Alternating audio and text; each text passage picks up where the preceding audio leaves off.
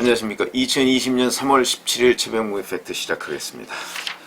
이해찬 민주당 대표가 어제 고위 전략회의라는 데에서 최근에 탈당해서 무소속 출마하겠다라고 한 민주당 현역 의원 또는 출마 희망자, 예비 후보 이런 사람들에 대해서 경고를 했습니다. 뭐라고 했냐면 최근에 탈당해서 무소속으로 출마하려는 사람들이 있는데 그렇게 되면 영구 제명하겠다 이렇게 얘기를 했습니다. 이거는 이제 그러면서 부연 설명까지 했습니다. 앞으로 만약에 당선되더라도 복당을 시키지 않겠다는 취지다.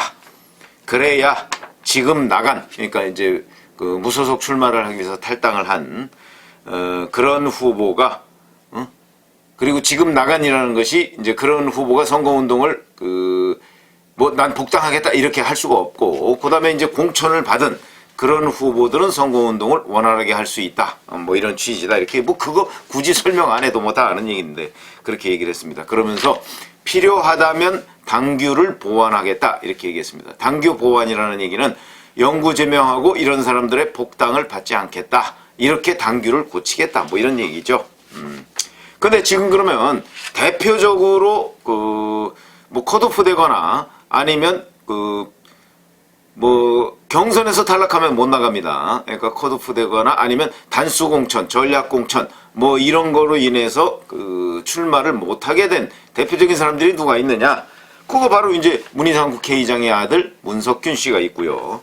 그다음에 서울 동대문을에서 문희상 국회의장 문석균 씨는 의정부 갑입니다.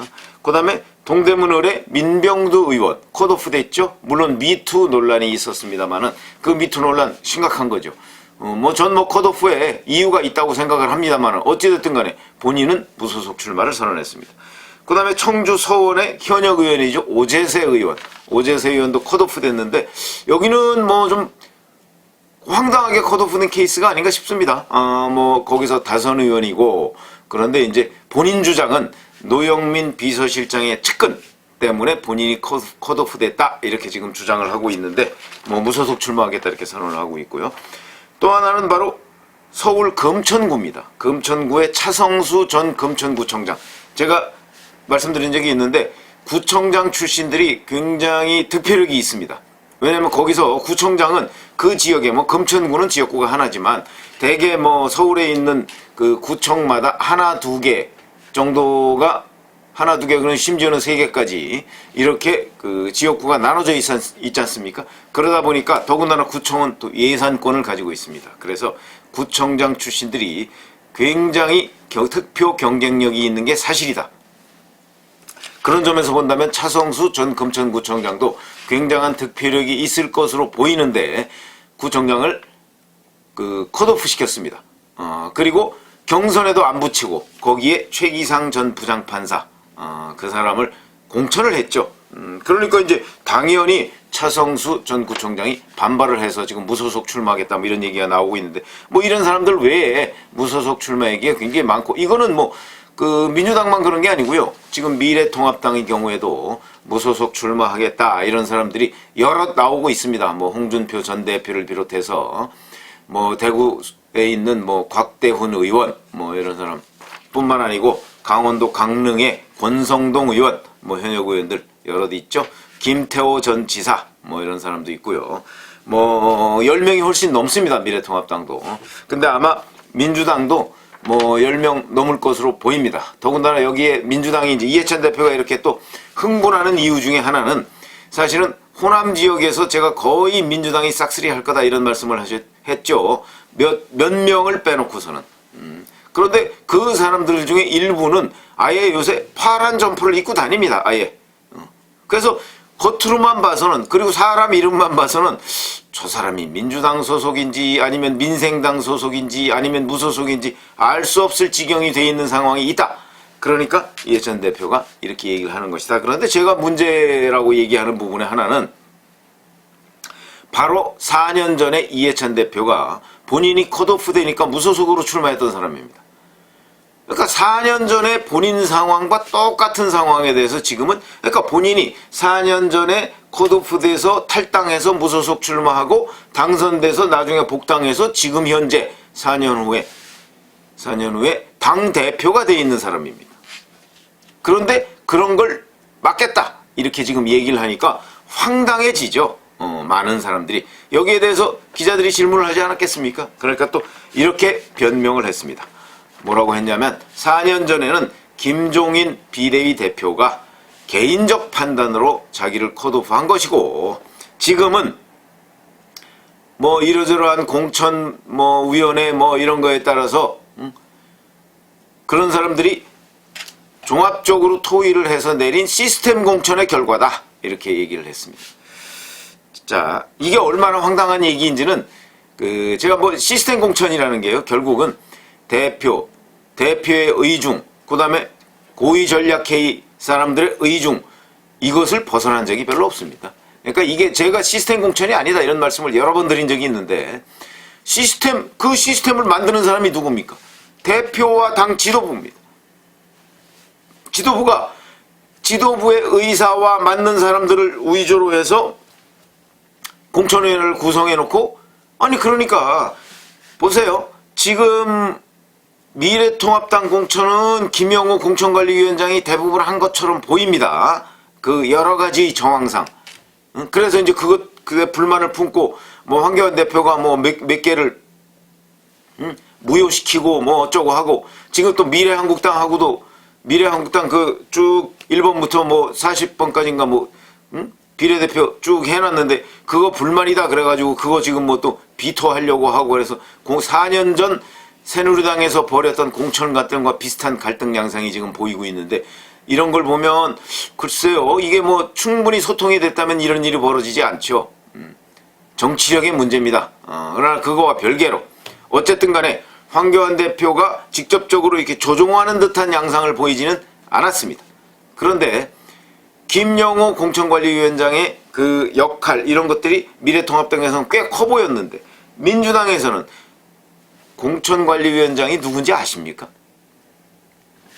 잘 기억이 안 나시죠? 원혜영 의원입니다. 원혜영 의원. 그 사람의 존재감이 거의 없습니다. 왜 그럴까요? 시스템 공천이 아니기 때문에 그렇죠.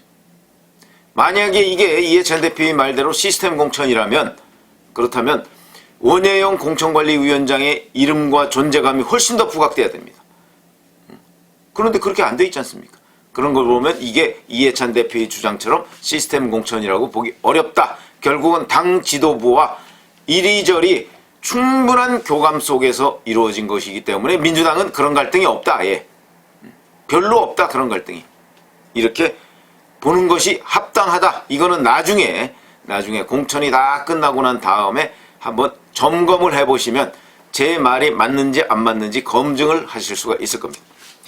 여기 첫 번째 황당한 것은 바로 조금 전에 말씀드렸듯이 본인의 이해하고 관련되어 있는데 그것을 영구제명 운운하면서 이렇게 큰 소리 치는 것.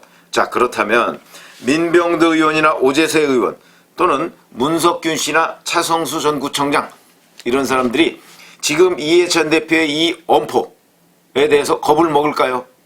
전혀 먹질 않죠. 겁을 먹지 않는 첫 번째 이유. 이 사람들한테 국회의원에 되고 안 되고는요. 하늘에 있는 별이 되느냐 땅에 있는 돌이 되느냐 이 차이입니다. 이거 여의도에 가면 다 그렇게 생각하고 그런 말 여의도 정치 물 좀 먹은 사람은 그런 말 모르는 사람이 없습니다. 국회의원 배지를 우선 달고 볼 일이지 나중에 민주당에 들어가고 안 들어가고 뭐 그렇게 중요합니까? 국회의원이면 됩니다. 민병대 의원, 오재세 의원은 현역 국회의원이기 때문에 그걸 누구보다 잘 알 것이고 문석균 씨도 아버지가 국회의장으로서 육선을 한 사람이기 때문에 누구보다 그거를 눈으로 잘 봤을 것이고 차성수 전 금천구청장 역시 뭐 구청장도 당 공천을 받아서 당선된 사람이었기 때문에 충분히 알 것입니다. 그러니까 전혀 겁을 먹지 않을 것이다. 영구제명? 영구제명 하라고 하죠. 국회의원 배지를 일단 21대 국회의원 배지를 달면 5월 30일부터 국회의원입니다. 21대 국회의원. 뭐 당 소속이 어디냐는 거 중요하지 않죠. 국회의원이냐 아니냐가 중요한 것이니까 전혀 겁을 먹지 않을 것이다. 그 다음에 뭐 당원 당규를 보완하겠다. 우리 한두 번 봅니까 이런 거. 당원 당규로 영구제명하고 복당을 불허하겠다고 하면서 복당을 정말 그 말대로 불허한 정당 단 한 군데도 없습니다. 한국 헌정사에서 없습니다. 이런 걸 누구보다 잘 아는 사람들이기 때문에 이해찬 대표의 이 경고가 얼마나 공허한 얘기가 될 것인가 하는 것은 이 출마자들, 탈당해서 무소속 출마하려고 하는 사람들이 너무나 잘 압니다. 오히려 제가 보건대는 이 사람들로부터 이해찬 대표는 비웃음의 대상이 될 것이다.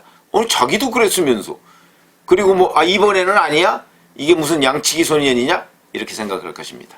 그렇기 때문에 이해찬 대표가 있는 건 본인 스스로 4년 전 상황에 대해서 요만큼이라도 생각이 있다면 이런 얘기를 하지 않았을 것이고, 그 다음에 당원 당규를 보완할 것이다, 영구 제명을 하겠다는 이런 경고는 정말 이 탈당해서 무소속으로 출마하려는 사람들한테 전혀 먹히지 않을 것이고, 만약에 정말 영구 제명한다 그러면 이 사람들 다른 당에 들어가면 됩니다. 안 들어가도 되고요. 4년 내내 무소속으로 정치 활동하는 사람 많습니다. 또 그 사람들이 만약에 많다. 만약에 미래통합당도 또 황교안 대표도 아마 이런 식의 경고를 할 가능성이 있습니다.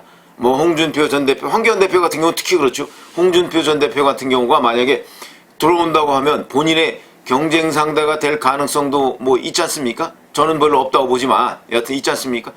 당선돼서 돌아온다면 당선될지도 불투명하지만 그러면 이런 경고를 황교안 대표도 할 가능성이 매우 높습니다. 그러나 그럴 경우에 또다시 웃음거리가 될 것이다.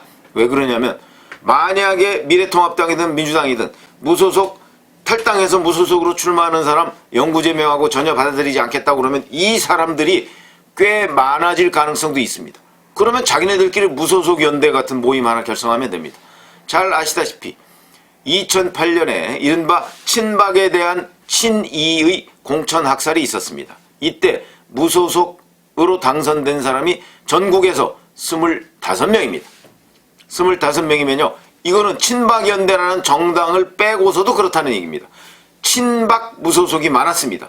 그러니까 친박 무소속 플러스 다른 무소속에서 25명이었습니다. 만약에 그 당시에 한나라당이었죠. 한나라당하고 민주당이 이런 사람들 전혀 안 받아들이겠다 하면 이 25명이 교섭단체 구성할 수 있습니다. 그러면 이건 무소속 정당이 되는 겁니다. 정당이 되는 겁니다. 정당. 그렇기 때문에 만약 이번에도 정말 이런 식으로 하겠다고 하면 이번에는 저는 무소속 당선자가 옛날처럼 그렇게 많지는 않을 거라고 보는데 만약에 많아진다면 그러면 그 중에 친여 무소속 있고 친야 무소속 있고 그렇지만 이런 곳에서 만약에 정말 받아들이지 않겠다 이렇게 얘기하면 자기들끼리 교섭단체를 구성하거나 아니면 군소정당들 있습니다. 군소정당들의 몇 명 하고 해서 교섭단체 구성할 수도 있다. 그렇기 때문에 이해찬 대표가 이런 식으로 얘기하면 우선 자기 얼굴에 침 뱉기고 그 다음에 두 번째 이런 말은 결국 지켜지지 못할 것이다. 이해찬 대표가 지키지 못한 말 또 있죠. 비례연합정당. 그러니까 말이 비례연합정당이지 사실상 비례민주당 아닙니까? 지금 정의당 불참하겠다고 선언을 했습니다만은 18일까지 시간을 줬기 때문에 조금 더 두고 봐야 되고요. 그 다음에 민생당 아직도 논란 중입니다. 아마 오늘 내일 중에 결론을 낼 것으로 보이는데 왜 불참하겠습니까? 저는 참여할 것으로 보고요. 그 다음에 보면 우리가 이름도 생소한 그런 정당들이 이제 비례연합정당에 한다고 하는데 그건 제가 보건대는 한두 석씩 이렇게 나눠주면 끝이고 결국은 민주당 위주의 정당이 될 것이다. 그러면 이거는 사실상 비례민주당이다. 그런데 이해찬 대표 얼마나 비례민주당에 관해서 허언을 많이 했습니까? 그 허언과 마찬가지로 탈당 후 무소속 출마자들에 대한 영구제명 복당 불허 이것도 또 하나의 허언이 될 것이다. 이 또한 4월 15일 날 유권자들의 심판을 받을 이 허언을 남발하다 보면 그거에 대한 심판도 곁들여 받을 수밖에 없다. 이런 말씀을 드립니다. 감사합니다.